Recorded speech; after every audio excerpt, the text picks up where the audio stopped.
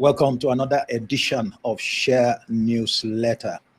That's my newsletter that is committed to leading by sharing. Leading by sharing. And today I will be focusing on the brutal side of good leaders. The brutal side of good leaders. Needless to say, that there is a brutal side to every good leader. All good leaders have brutal sides. And by the way, the brutal refers to how the follower interprets what he or she observes with the leader. All right, the brutal side of the leader does not mean that the leader is brutal. It simply means that the leader is doing what is right, but the follower interprets it as being brutal, at least until he or she comes to understand that what the leader is doing or has done is the right thing. I want to speak to 6 aspects of this brutal side of good leaders. They are not exhaustive, but they will help you to appreciate some very important sides to leadership. And the first one is that good leaders, mind their business. And you would see why they minding their business may be considered brutal by a follower. The second is that good leaders are tough on truth. Again, you will see the reason why insisting on the truth can be misinterpreted as brutality on the part of a follower. Good leaders are also intolerant of abuse of purpose. Yes, they don't take kindly to any attempt to abuse purpose. All right, the purpose, especially of something or something that is passion that they feel passionate about, or the purpose of even their leadership. Number 4, and this is interesting, good leaders tolerate. This time they tolerate prodigal sons. They tolerate prodigal sons. And that's brutal. Again, you will see the reason why. Number 5, good leaders are militant against mandate challengers. They are militant against mandate challengers. Those who challenge their mandate, they do not take kindly, to them at all. In each of these instances, I will give you an example, to buttress it from the compendium of truth, which is the Bible itself. 6, and this is the final one that I will speak to, they differentiate team members. Again, you would wonder, how does differentiating team members, become a brutal, activity or subject to brutal, appellation? Well, we would look at that. So those are the 6 that I will be speaking very quickly to. Let me go back to the first. They mind their business. Yes, they mind their business. There was some time that Jesus was in the midst of many people in Luke chapter 12, verses 13 to 14. And one of the guys cried out to him, saying, "Please, Master," I said, "tell my brother to divide my inheritance with me, to divide the inheritance with me." And Jesus responded and said, "Man, who made me a judge or an arbitrator over you? Who made me a judge or an arbitrator over you?" I'm sure that if you reached out to somebody like Jesus with that kind of plea, and he responded in the manner that I've just spoken about, you are likely to consider him as brutal. You are likely to consider him as brutal. I mean, here is a leader who had so much influence. Everybody respected him, who did a lot of things. I mean, who you will be afraid, all right, to say no to. And so that guy probably thought, yes, I have found somebody who will put my brother in check on this issue of inheritance. And that's why he cried out to him. But he received a shock He must have thought, wow, this is brutal. Jesus said, man, who made me a judge over you? All right, that's your private affairs. Why should I intervene? And then he went ahead and told him, a secret. And I hope the guy got, a great benefit out of that. Okay, that hopefully will, be like a compensation. He said, look, a man's life does not consist of the abundance of his material possessions. So in exchange, all right, for what he wanted, I believe he got something more valuable. But whether or not he realized that is a different thing. So they mind their business. Jesus chose to mind his business. What's his business? Dabbling into something that is very, very private. So some of you need to stop delving into things that are very private. All right, they take your attention, they consume your resources, and you wouldn't be rated. Your leadership won't be rated for what the outcome of such is. That's the first. Number two, they are tough on truth. And here I'm going to use, one of my favorite examples, John chapter 6, where Jesus was speaking the truth, telling the people who he was. And some people said, this is a hard saying. Who can bear it? He said, it's like saying, who does this guy think he is? How can you make such a demand of us? You said, we have to eat your flesh. We have to drink your blood. What? Aren't you just a human being like any one of us? That's tough. He said to them, instead of feeling for them, he asked them, he said, does this offend you? If it offends you, maybe you need to go and look for another leader. And they did precisely that. They walked away from him. Interestingly, he never begged. He never even looked back. He never said anything. Instead, he turned to the ones who remained, the 12 that he chose, and he asked them, do you guys want to leave as well? Suggesting that, look, you can leave if you want. I'm not going to force you to leave. All right. But one thing is clear. I will not compromise on the truth. What I've told you is the truth. You either take it and keep following me, or you don't, and you can feel free to turn back. All right, that's what a leader should do. Good leaders don't compromise the truth. They'll rather walk alone, having no one to follow them. All right, than for them to bend the truth, to color the truth, or to turn their backs on the truth outrightly. And you can check my book where I speak, in greater depth on that subject. It's titled, Does This Offend You? Does this offend you? If you look at the newsletter, you would find the link to that book, and you can get a copy for yourself. It will benefit you. Number three, is that good leaders are intolerant of abuse of purpose. I have another example, to draw your attention to here, Matthew 21. And Jesus went into the synagogue, all right, into the temple, and he found people who were selling doves. He found money changers there. People were buying and selling right there. It's as if they were buying and selling right in the church. And then he made a whip, all right, and he drove every one of them out of the place. He overturned their tables, and got them out of the place. All right. Why? Because the temple was not meant for that purpose. And the temple was clearly, central in his agenda. And he made the point. He said, look, the Bible says that my house will be a house of prayer, not a den of thieves. He said, you people have turned this place, turned the purpose upside down. You have made this place into a den of thieves. And I cannot, all right, open my eyes and be watching this abuse of purpose.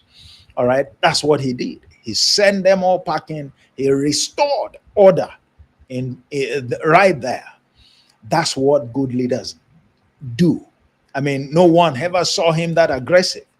All right, taking a whip, and virtually, who knows whether he beat anyone there. We're not told he beat anyone, but that was pretty aggressive.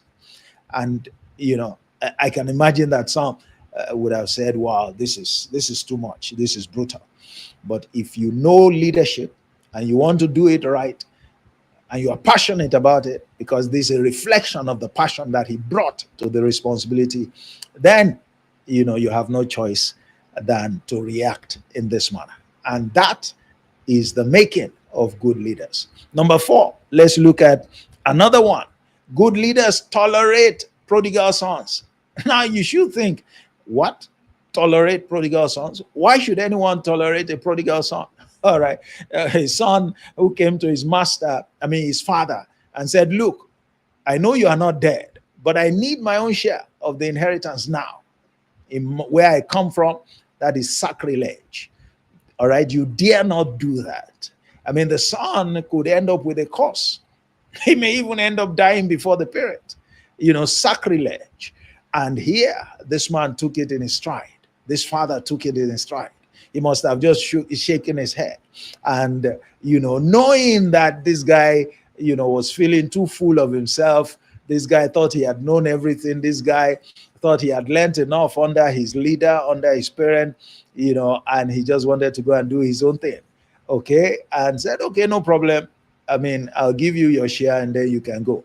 But I am convinced in my mind that he knew what was going to befall him. He knew he was going to waste the resources. He knew he was going to fall into lack. He knew he was going to suffer, somewhere down the line. And he knew that he would learn obedience from the things he suffered, just like Jesus did, and that he was still going to return. All right. The man knew he was going to return, and return he did. Return he did.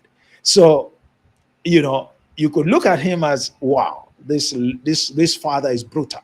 Why would you expose your son to that kind of suffering? Yes, it was necessary for the son to be exposed to that kind of suffering, because that was going to make him come back to his senses. For coming to his father to ask for an inheritance when his father was not dead, for relying on an inheritance. Okay, just as we saw earlier on, that, the man's life does not consist of, the abundance of what he possesses. Don't rely on inheritance. All right. Pay attention. You are better off learning from the one who wants to leave you an inheritance, so that you know how they accumulated their wealth. All right. And relying on them without knowing it, you are going to waste the wealth. All right. And so it was a good move on the part of the father. Let me expose him. He thinks so much of, his share, what he's going to receive. He doesn't know that there's something that is more valuable, and he should be asking, how did you make this wealth? All right. And he didn't also know that it takes something to make the wealth, and also to keep it, to maintain, to sustain, to grow it. All right. All of that he did not know. And so good leaders, they tolerate prodigal sons. They incorporate it as part of their, training for those members of their team who turn out to be prodigal, or who have prodigal tendencies, and they use it to bring them back to line. All right. Wonderful, wonderful, wonderful. All right. Wonderful. I'm sure even the son must have thought, this man must have known that I will run into this problem. Why didn't he do something? Why did he allow me to get to the point where I start trying to, struggle with the pigs, all right, for food? What a shame. What a shame. Jesus, we were told, he learned obedience by the things that he suffered. So, it's good. God also allows you and I, as men, as women, to be hit by hunger in order for us to come back to our senses. It's one of the things that humbles men more than any other thing. Let's look at number 5. They are militant against mandate challenges. They don't joke with their mandate. All right. They don't joke with their mandate. Earlier on, I talked about the fact that they don't tolerate abuse of purpose, but they don't joke with their mandate. They take their mandate as sacred, as sacrosanct. They don't joke with their mandate. How do I know? Look at what transpired between Jesus and Peter, all right, in Matthew 16, all right, verses 22 and 23. And there, Jesus was telling Peter and his colleagues, look, I'm going to be killed. I'm going to be hung on the tree. I'm going to suffer. I'm going to be buried. All right. And all of that.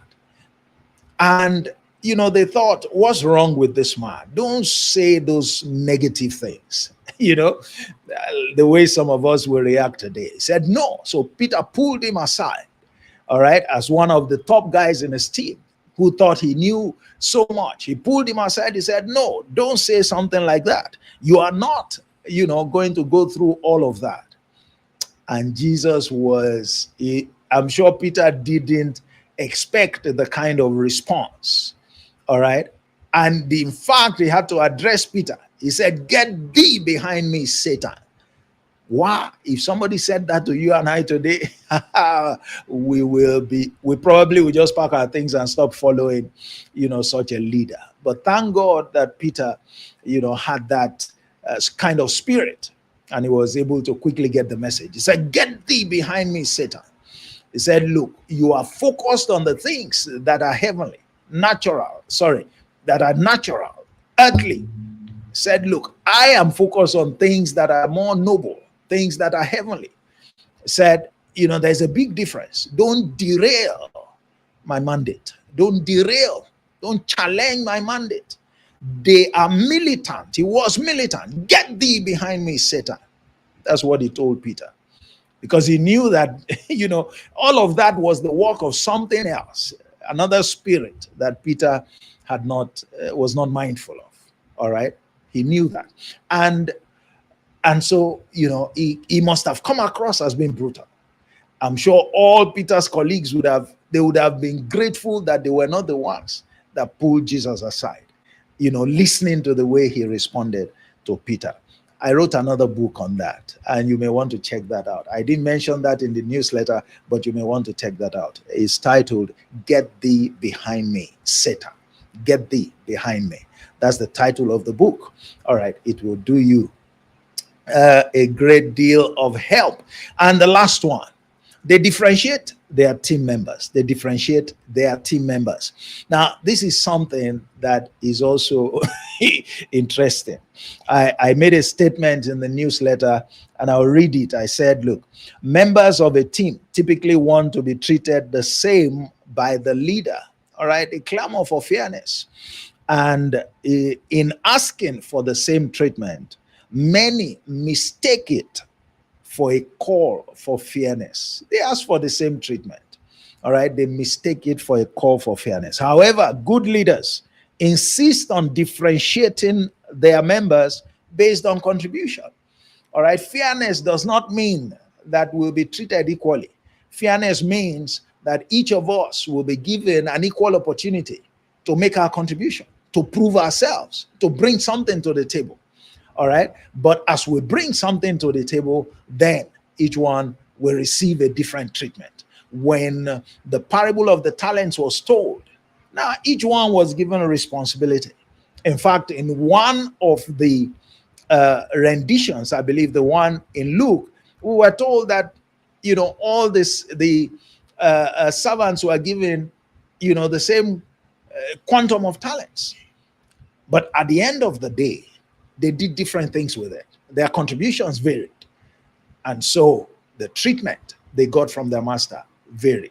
The ones who brought more were rewarded accordingly. The ones who didn't do anything, all right, with what they were given, they were sanctioned accordingly. All right. So they didn't receive the same treatment. And that is fairness. To apply the same treatment, all right, not to recognize contribution is being unfair. So members will think that that is brutal, but that's not brutal. That's the way it ought to be done. What is brutal, what will truly be brutal, is if there was favoritism in the opportunities that each one was given to prove himself. All right. But even when you look at the version of the parable of the talents given in Matthew, it said to each one, he gave talents according to their several abilities. That is, he didn't ask for contributions that was more than each one was capable of providing. That is fairness. But in return, when they had proven themselves, their reward was not equal. Their reward was in relation to their contribution. Lazy servants will not like that. They will clamor and claim that that's being unfair, that that's brutal on the part of the leader. But that's fairness in practice. That's not brutality. And life is about differentiation. Life is about differentiation. If you have been careful enough to go through all the parables of Jesus, they always talk about differentiation. In the end, even God is going to separate the sheep from the goats. As a leader, all right, you are sent to turn as many goats as are willing into sheep. To turn as many goats as are willing into sheep. You can't force that. But if they're willing, you must help them to become sheep, add value to their lives. That's what you are called to do. So those are 6 aspects of how good leaders operate that we often misinterpret to be their brutal side. And if they have to be that brutal, in quotes, then it's still the right thing to do. I want to encourage you, if you have found this beneficial, to go ahead and subscribe to the Share newsletter. It's my newsletter, and what I do is that at least twice a week, you get a brand new edition of the newsletter where I share leadership insights, all right? And I share it from the source of truth. So Share is focused on leading by sharing, all right? So it's my, humble attempt to provide leadership to you by sharing the nuggets that makes real, true, and authentic leaders. Go ahead and subscribe and be a part of us, and build up your capacity to lead as you go. The link is down on the screen. I look forward to you becoming a part of that community. That community also offers you an affiliate opportunity. If people join through you, then you collect 30% commission on their subscriptions for as long as they remain members of the Share community. Life is about sharing, leading is about sharing, and that's what we do here, providing leadership by sharing. Thank you once again for listening. God bless you. Bye-bye.